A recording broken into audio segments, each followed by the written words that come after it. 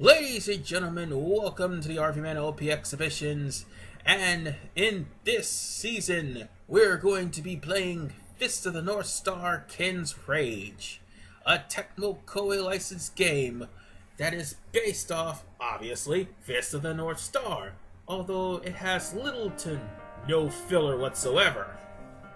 It just focuses on the main plots, that's all there is to it. And there's also 10 characters, 2 of which are DLC. Anyway, this game tries to be as close to Fist of the North Star's actual storyline as humanly possible. Granted, leaving out some actual characters like God's Army or whatnot, but to be perfectly honest, it's a first attempt. It's actually a first sequel, so they really couldn't put much in there to see how things actually work before going that extra distance in the second game. Yes, this actually had a sequel, and it's probably better than the first, but still, this game's pretty good in its own right. Granted, there's only 1 or 2 major flaws with this game. Okay, make that 3. But still, it's not as bad as IGN or any other mainstream gaming media actually have to say about it. But to be perfectly honest with you, the fact that Koei, the same guys who made Samurai Warriors and Dynasty Warriors and One Piece, or licensed One Piece actually, also brought a Fist of the North Star game to America, translated, is a good thing. And that's all that matters. Ah, that start screen. Music to my ears. Anyway, also the cutscene is also music to my ears as well. So, with that said, I am starting an already played file because when you start, you already go into training mode, which brings you to a portion of the last stage of the game. Not only that, if you do start a new legend mode, the only person, which is probably one of the biggest flaws in this game, the only person you can play as is Kenshiro. Therefore, everything has to be unlocked through Kenshiro. You are already dead. And that voice should sound familiar to you because it's exactly the same voice actor who voices Suma Zhao in Dynasty Warriors 7. Go figure.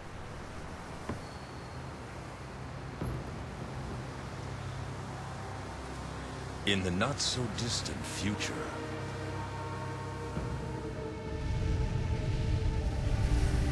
the world found itself enveloped in the flames of nuclear war. The seas dried up, the land cracked. All life appeared to have been wiped from the face of the earth. But the human race lived on.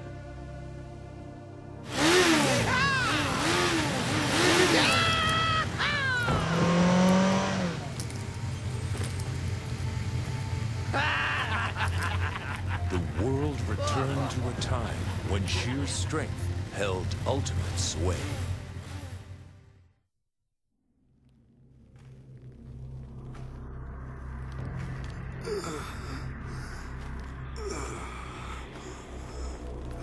Water.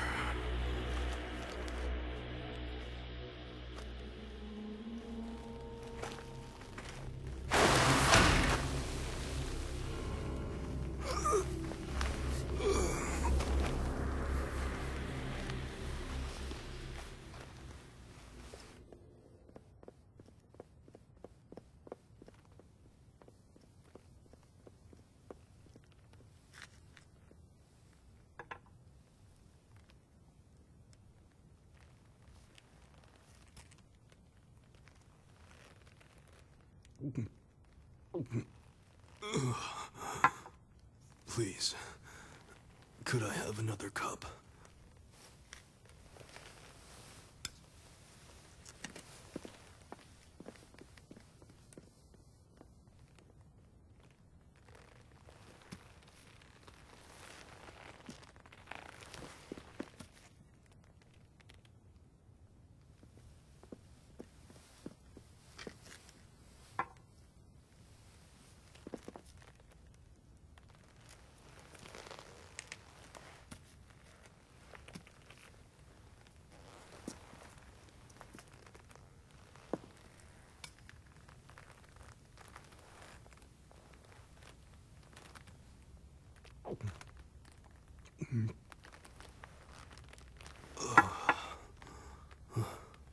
Thank you.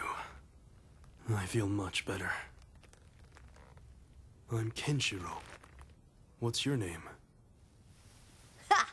Good luck. She can hear, but she can't speak. Mind you, who would after what she went through? She saw her whole family slaughtered in front of her very eyes. Now she's just another mouth to feed for the village.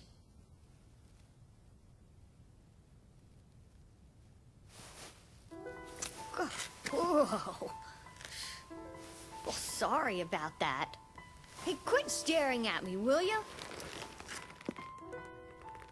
It hurts.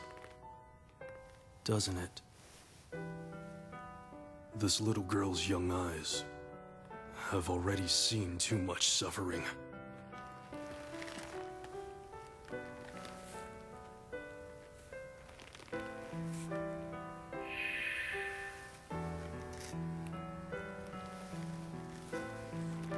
I did a little magic to let you speak.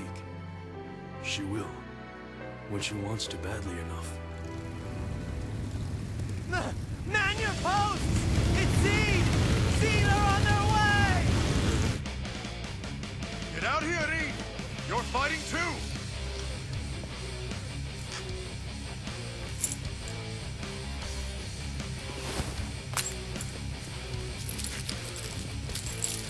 Hey, she doesn't want to see you get killed. Which is good news for me.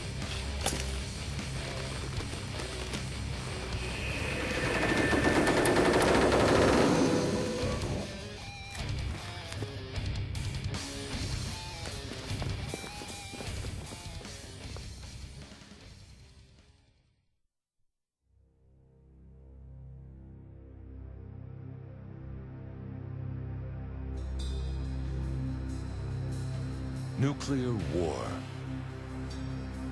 Humanity's greatest sin had reduced the world to ashes. Now, only violence and despair remained.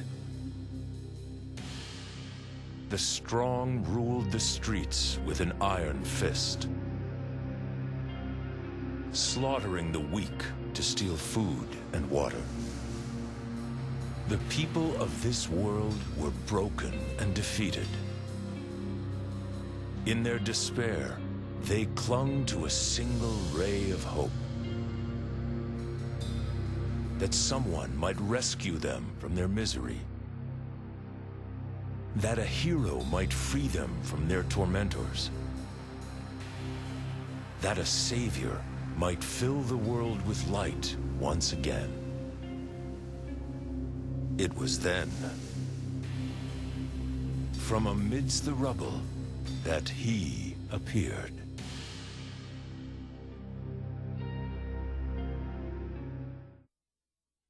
Hey! Just who do you think you are, huh? You know who I am? You are already dead. Chapter 1. A Cry from the Heart.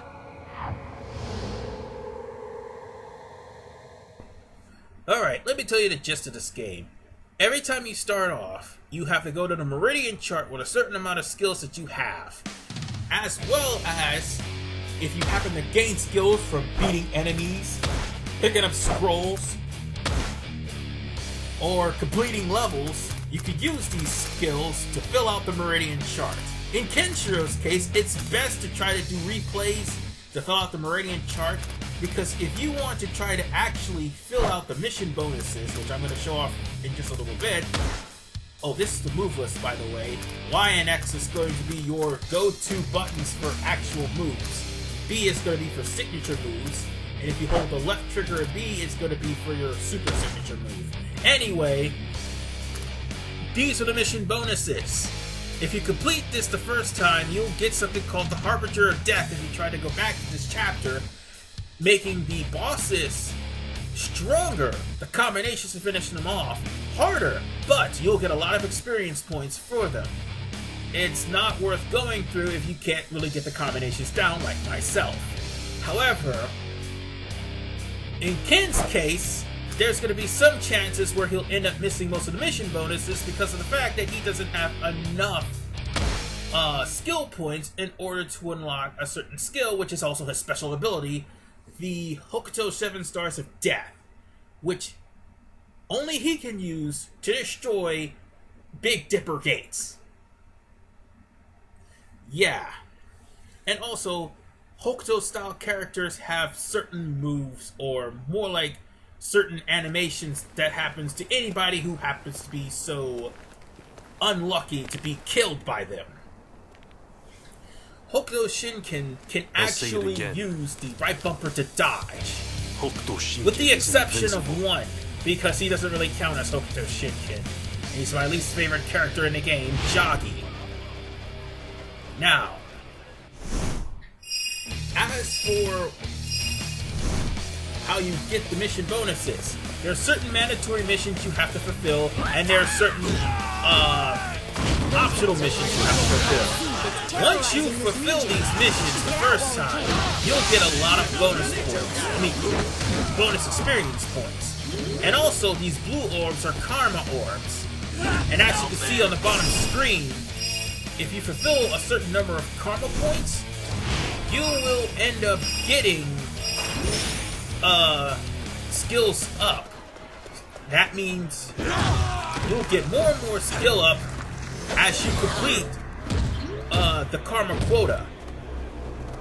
It's always going to be 150 or 120 every time.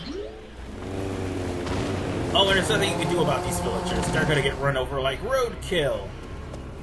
That means you can beat up goons, break scenery.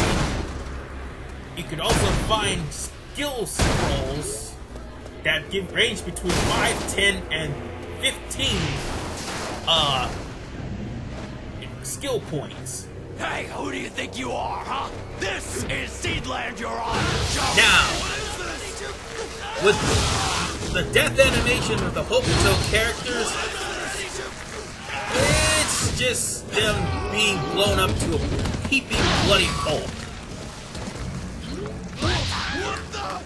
Just like so, and like I've been doing the entirety of the time. Your healing items is basically food. Ranging from bread, which will only heal 100, to turkey, which will fully heal you. And your spirit. Your spirit is technically your musou. Meaning, anything that can't be eaten is just garbage. If you and I hate garbage. Beat the hell out of a lot of mooks and fill up the spirit gauge, which is underneath your HP, you'll be able to perform your signature moves. The more signature moves you unlock, the more you'll be able to pull those off. Well, more like the more gauges for signature moves you unlock, the more you'll be able to pull them off. See, I only have 4. And the super signature moves is like... it's also unlockable on the Meridian chart. So the more you unlock those super secret moves... no, the super signature moves, not super secret moves, sorry. I told you, these guys are out of their minds. Yeah, the more you unlock the super signature moves, the more gauges you have to work with. Right now I have 2. If I would have gone to the Meridian chart and probably got some more skill, then I would have a 3rd gauge, and I would have to fill them up 3 times. And the only way to do that was, like I did earlier, kick the mooks into walls or projectiles. Now, we have our fair share of rescue missions here. You're gonna have to rescue villagers from mooks, and sometimes the villagers will have, sometimes the villagers will end up running into the fray while trying to run away from the mooks. Or sometimes they'll just stay there and do absolutely nothing. Here, catch! Now that was fucking awesome. Anyway, but most of the time, being held by their boss. the villagers will have like, they'll just be right in the way where they could be defeated or killed. And if they die off, you'll end up failing a mission bonus. Don't worry about it, because you can always refill it. However, the only way you will lose is if you die. So, yeah, bear that in mind. Oh, and if you got enough skills, you could use the D-pad to cycle between skills that you have set to that position in the D-pad. Oh, and even though you have taunting, and taunting will probably dish out more karma points, it is a risk, as you can see here. It's more of a risk than a reward, so I wouldn't taunt if I were you, unless there was actually one guy. Oh, and there's your Atatata quota for the day. And I'm just pushing you out of the way. You're dealing with a superior mind now. Oh really? Superior? Now we'll have some fun. You don't seem superior to me. I'm not ready to. Yep, you guys are all dead. Mess with Zeed, and you'll be slaughtered like animals. Really? Here, let me show you my whole secret technique that says otherwise. Bastards.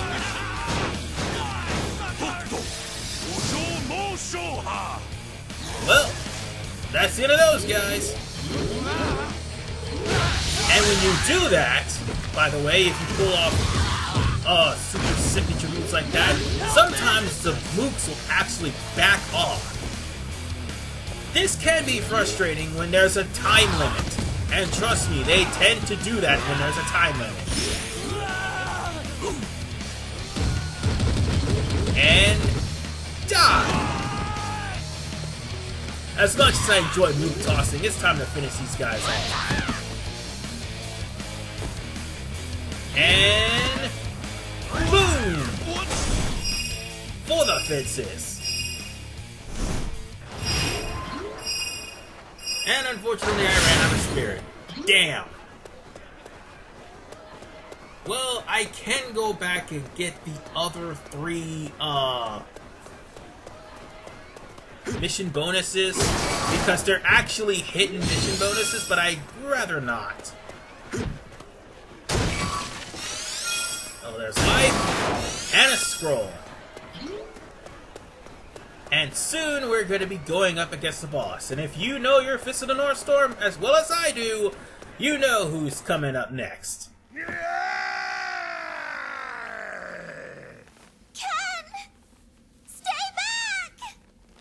Your puny fists couldn't even hurt a fly!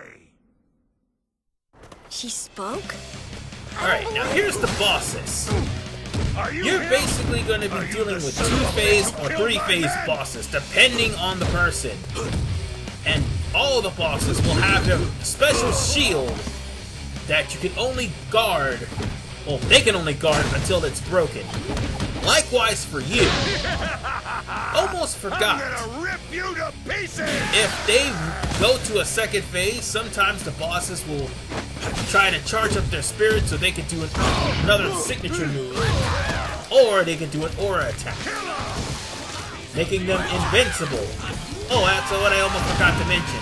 If you're in full aura mode, you'll do more damage to the enemy. Oh, and that shock that you seen Zeed go through earlier, that's Meridian Shock. And only Hokuto characters and Jockey can do that. But these are the finishers I was talking about. If this was Harbinger of Death, it would have been a lot longer. And not only that, that 1 star of death that's there, that means I pulled off a move that he was weak to. Also, if I would have actually replayed this game again, I would have recently got a different move. However, it would not have been unlocked.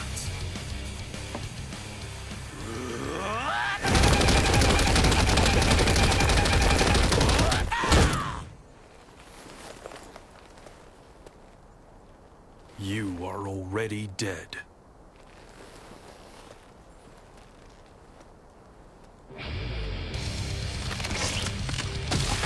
Well, at least I already got him to say you already dead.